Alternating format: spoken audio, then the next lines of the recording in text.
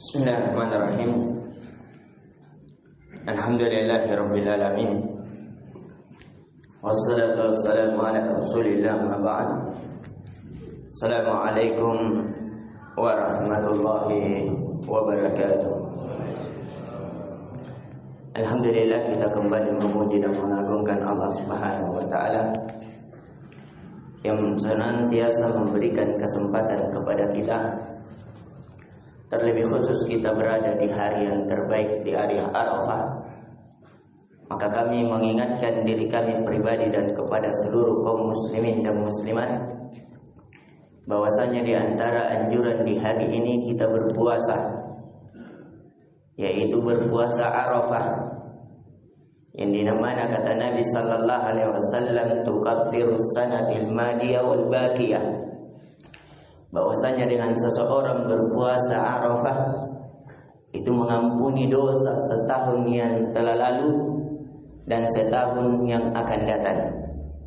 Dan di riwayat lain idza ijtunibatil kaba'ir, dengan syarat dia menjauhi dosa-dosa besar, dosa-dosa yang menggugurkan pahala kebaikan yang dia lakukan. Dia terhindar dari kesyirikan. Karena seseorang jika melakukan ibadah tapi tercampuri dengan kesyirikan, dia sembahkan untuk Allah dan kepada selain Allah, maka tergugurkan. Ataukah seseorang minimal mencampurkan dengan syirik kecil, yaitu ar-riya. Dia beribadah untuk dilihat, dia beribadah untuk didengar, dia beribadah untuk membanggakan dirinya, maka ketahuilah, maka itu bisa jadi hal tersebut tidak dia dapatkan.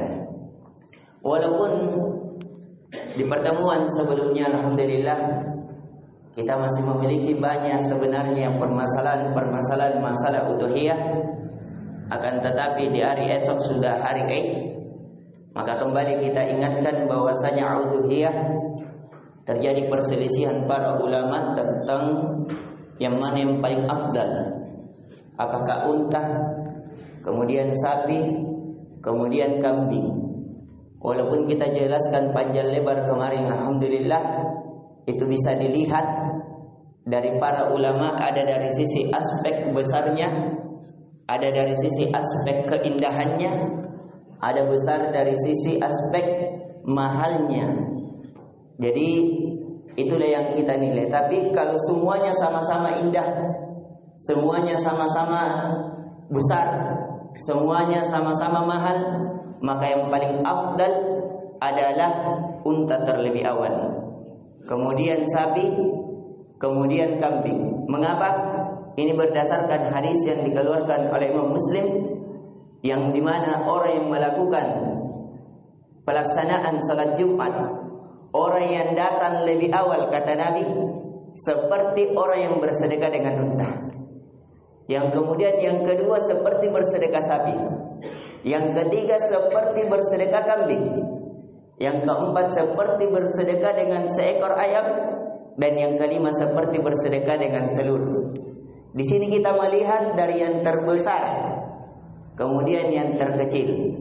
Jadi disinilah yang diambil oleh para ulama bahwa ketiga sama-sama indah, sama-sama mahal, sama-sama besar, maka dilihat dari aspek itu. Dan kemudian juga di kemarin alhamdulillah kita sudah jelaskan bahwasanya kalau unta dengan ditusuk itu yang lebih nyaman baginya, karena unta kalau untuk didudukkan itu sulit. Maka dari itu Nabi ketika mendatangi Madinah, banyak orang-orang meminta di tempat saya saja dijadikan masjid, yaitu Masjid Quba, masjid yang pertama kali dibangun di Madinah, bukan Masjid Nabawi. Masjid yang pertama kali dibangun di Madinah adalah Masjid Quba. Inilah masjid yang pertama kali Nabi datangi dan bangun ketika di Madinah. Orang-orang mengajak Nabi, di tanah saya saja, di tanah saya saja, bertetangga dengan saya. Tapi Nabi katakan, biarkan unta ini berjalan dan duduk. Istilah orang Arab berderung. Berderung itu duduk, dan unta sulit didudukkan.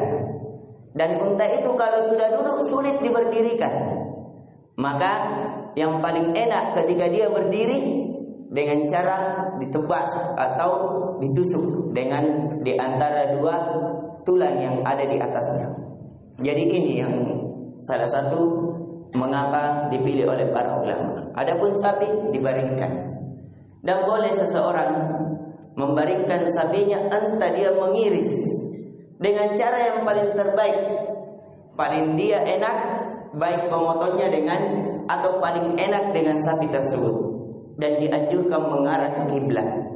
Dan dianjurkan mengarah ke kiblat. Dan di antara yang cara yang terbaik adalah seseorang menajamkan pisaunya terlebih awal, tapi tidak di depan hewan sembelihannya. Ini berdasarkan dari Al-Aus bin Shaddad yang diriwayatkan oleh Imam Tirmizi dan Imam Muslim. Kata Nabi sallallahu alaihi wasallam, "Innallaha katabal ihsan ala kulli syai'. Wa idza qataltum fa ahdinul qitlah wa idza sabahtum fa ahdinus sibah. Wal yuhidda syafratahu falyurih zabihatahu." Kata Nabi sallallahu alaihi wasallam, sesungguhnya Allah mewajibkan kebaikan kepada segala sesuatu. Maka jikalau kalian ingin membunuh, bunuhlah dengan cara yang baik. Dan jikalau kalian ingin menyembelih, maka sembelihlah dengan cara yang baik. Maka hendaknya seseorang menajamkan pisaunya dan membuat nyaman hewan sembelihannya. Jadi ketika hewan sembelihan ada yang liar-liar, jangan dulu dipotong walaupun sudah gilirannya. Tapi caranya ditenangkan, diberikan minuman, diberikan makanan sampai dia nyaman, kemudian digiring. Ketika sudah digiring, barulah seseorang boleh menyembelihnya dan menghadap ke kiblat. Boleh kepalanya di sebelah kiri saya, jadi kiblat di sana, kepalanya di sebelah kiri, atau sebaliknya kepalanya di sebelah kanan. Walaupun yang paling afdal di sebelah kiri saya, di sebelah kanan, sebagaimana mayat, sebagaimana kalau kita tertidur. Itu yang paling afdalnya. Tapi ini bukan di antara syarat bahwa kalau tidak menghadap ke kiblat akan ada kekurangan pahala yang tidak. Karena kesunahannya pun diperselisihkan. Kesunahannya pun diperselisihkan. Tapi yang lebih kuat sunnah. Ini yang dipilih oleh mazhab dalam mazhab Asy-Syafi'iyah. Dan dipilih pula dinukil oleh Imam Syafi'i dengan pengagungan ke arah kiblat. Jadi boleh seseorang mengiris ke depan, dan boleh juga kalau sapi biasanya lebih nyaman kalau kita balik, ditarik. Itu yang lebih nyamannya. Tapi tergantung pemotongnya yang mana lebih nyaman, yang mana lebih bertenaga, yang dia rasakan dan yang mana lebih aman. Dan dilarang seseorang sampai memutus lehernya. Dilarang seseorang, dianggap makruh. Bahkan sebagian pendapat ulama haram kalau seseorang menyembelih sampai putus lehernya. Jadi kalau dia rasa parangnya sangat tajam, karena alhamdulillah di hari-hari ini parang sangat banyak sekali yang tajam-tajam. Seperti parang-parang Toraja, parang-parang yang dibuat juga di Jawa, Jember, banyak sekali. Maka hendaknya seseorang pelan. Alhamdulillah, salah satu juga parang Toraja yang kami suruh buat khusus, itu satu kali iris tidak terlalu bertenaga. Maka ini tidak terlalu ditekan sehingga tidak membuat putus lehernya, sehingga kita terjatuh di dalam menyakiti hewan sembelihan. Kemudian kita ambil singkat dari fikih udhiyah untuk fikih Idul Adha. Fikih udhiyah kita selesaikan sampai itu tadi. Kemudian fikih Idul Adha, yang pertama seseorang hendaknya beridul adha ketika masih di rumahnya dia mandi. Ini sepakat para ulama bahwasanya mandi di hari-hari raya adalah sunnah. Dinukil oleh Ibnu Rushd dalam kitabnya Bidayatul Mujtahid. Jadi dia mandi memakai pakaian terbaik, dan pakaian terbaik di riwayat lain ada yang berwarna putih. Pakaian terbaik di riwayat lain berwarna putih. Kemudian dia berjalan ke musalla. Paling afdalnya di lapangan. Paling afdalnya di lapangan. Berdasarkan hadis Imam Muslim bahwasanya sebaik-baik salat adalah yang dilakukan di rumah, kecuali salat wajib. Jadi semua salat sunat asalnya dilakukan di rumah, di lapangan, di kantor dan selainnya, kecuali salat wajib. Akan tetapi ketika hujan, pernah dialami Nabi kita sallallahu alaihi wasallam mengalami hujan pada saat itu, maka mereka bergiring ke masjid. Mereka bergiring ke masjid, jadi bolehkan di masjid. Apalagi kalau hujan. Walaupun para ulama terjadi perselisihan pendapat, mana afdal? Kalau hujan afdal di masjid atau di lapangan? Sebagian ulama tetap berpegang bahwa yang paling afdal adalah di lapangan. Karena sholat dalam keadaan hujan-hujan dibolehkan. Akan tetapi ulama yang lain berpendapat kelakuan Nabi itulah yang terafdal yang dia lakukan. Jadi seseorang berjalan ke lapangan dianjurkan dengan jalan yang berbeda.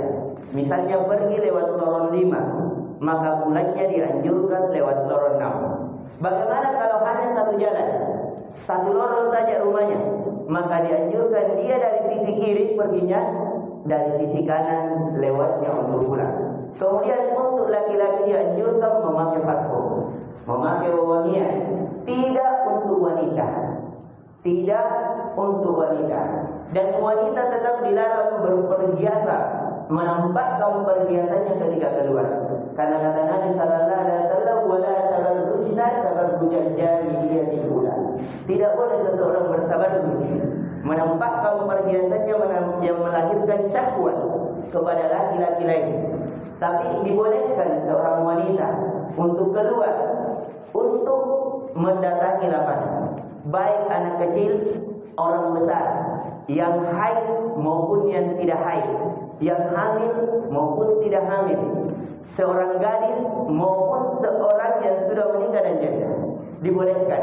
Akan tetapi perlu diperhatikan, yang haid tetap tidak boleh melakukan sholat. Yang haid tetap, sepakat para ulama, tidak boleh melakukan sholat. Haram hukumnya seorang wanita haid melakukan sholat. Haram hukumnya seorang wanita haid melakukan sholat, karena tidak ada sholat baginya. Sama dengan tawaf. Maka dari itu pernah Aisyah radhiyallahu anha berhaji bersama Nabi. Kemudian Aisyah terkena haid. Kemudian Aisyah menangis, ditanya oleh Nabi kenapa? Bahwa dia dalam keadaan haid. Kata Nabi, itulah ciptaan yang Allah ciptakan dan seseorang tidak bisa menghindar darinya. Jadi dia mendatangi, tetapi dia tidak melakukan sholat. Kalau di masjid, ada sebagian ulama mengatakan dia cari yang di lapangan, karena di masjid wanita haid itu tidak dianjurkan berdiam di dalamnya. Kalau berlalu dibolehkan. Kemudian dia memperbanyak takbir, tahlil, tahmid di semua tempat ketika berjalan dan seterusnya.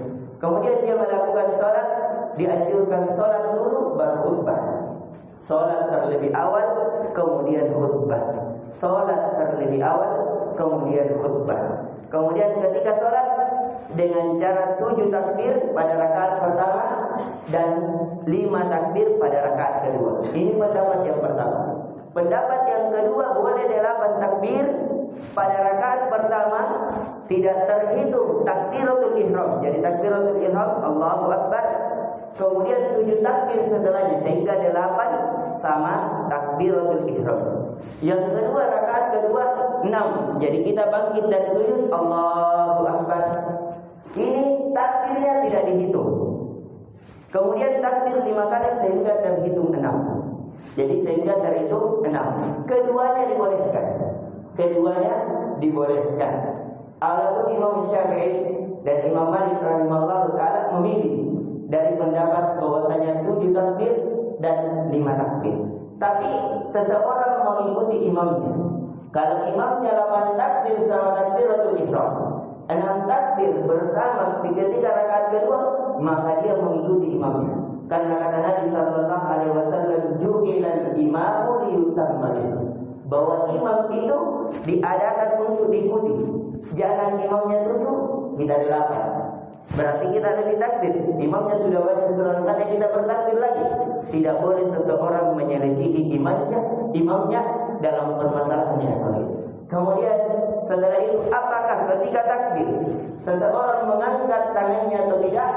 Boleh 2 keadaan. Boleh seseorang mengangkat tangannya pada saat takbiratul ihram saja, tapi takbir yang lain tidak mengangkat tangannya. Ini pendapat yang mutlak. Kenapa? Karena tidak didapatinya hal tersebut. Ada juga berpendapat mengangkat tangannya, dan inilah yang dipilih oleh Imam Syafi'i rahimahullah taala dan Imam Ahmad. Jadi seseorang tetap mengangkat tangannya. Allahu Akbar, Allahu Akbar, boleh mengangkat tangan. Dan boleh juga tidak mengangkat tangan. Kenapa? Karena beda takbir, beda mengangkat tangan. Mengangkat tangan masuk dalam bab hayat sholat, bentuk-bentuk sholat. Jadi sholat biasanya dibahas dalam permasalahan fikih. Ada kewajiban sholat, rukun sholat, sunnah sholat, bentuk-bentuk sholat. Jadi ini tidak menjadi kalau siapa yang berselisih berarti menyelisihi imamnya, tidak jadi masalah. Jadi boleh seseorang mengangkat tangannya, boleh tidak. Apa bacaannya? Antara satu takbir dengan takbir yang lain. Bacaan yang pertama, seseorang mengatakan bahwa tidak ada bacaan. Kenapa? Karena tidak didapatinya riwayat yang dibaca oleh Nabi Sallallahu Alaihi Wasallam, dan tidak juga para sahabat diajar bahwa itu dibaca. Akan tetapi para ulama mengatakan hari itu adalah hari memperbanyak takbir, hari memperbanyak tahlil, hari memperbanyak tahmid. Maka seseorang boleh memanfaatkan antara satu takbir dengan takbir yang lain untuk memperbanyak takbir, tahmid, tahlil dengan bacaan Allahu Akbar, Subhanallah, wa la ilaha illallah, Allahu Akbar, atau Subhanallah, Alhamdulillah, wa la ilaha illallah, Allahu Akbar, atau dan selainnya. Susunannya tidak jadi masalah. Sebab didapati beberapa riwayat dengan susunan yang tidak tersusun antara satu mendahului dengan lain. Adapun bacaan salatnya dengan bacaan Sabbih isma rabbikal a'la, kemudian di rakaat kedua al-Ghasyiyah, atau dengan surat Qaf dengan waqtara bis-sa'ah. Kemudian salatnya seperti yang lain dengan cara 2 rakaat, dan sepakat para ulama tanpa azan, tanpa iqamah, tanpa azan dan tanpa iqamah. Dan sampai salam ini yang bisa kita berikan. Mohon maaf kita mengambil kelebihan waktunya disebabkan ini hal yang sangat penting untuk kita belajar bersama. Semoga dengan kelebihan dan kelapangan yang kita berikan, Allah juga melapangkan segala urusan kita di dunia, alam barzah dan di akhirat. Dan kami selaku yang diamanahkan kurang tahu apakah setelah lebaran masih lanjut kajian kita atau tidak, karena alhamdulillah kita sudah membuat juga rumah tahfiz di dekat Masjid Al-Markaz, dan itu alhamdulillah sudah akan diresmikan di hari raya ini. Jadi sehingga kita tidak tahu, karena saya sudah berpindah tinggal. Kebetulan di sana kami ada amanah, ada 2 pondok, ada 1 sekolah yang kami diamanahkan. Jadi insyaallah tetap kita usahakan mungkin di setiap malam Jumat itu masih tetap. Anak kami punya orang tua di sini yang kita cucikan pakaiannya, yang kita berikan membelanja. Jadi mungkin nanti insyaallah taala di kajian subuhnya tetap kita usahakan, tapi kita tidak janji setelah lebaran, tapi kajian ibadah maghribnya insyaallah tetap berjalan. Ini yang bisa kita berikan. Subhanallahumma bihamdik, la ilaha illa anta, astaghfiruka wa atubu ilaik.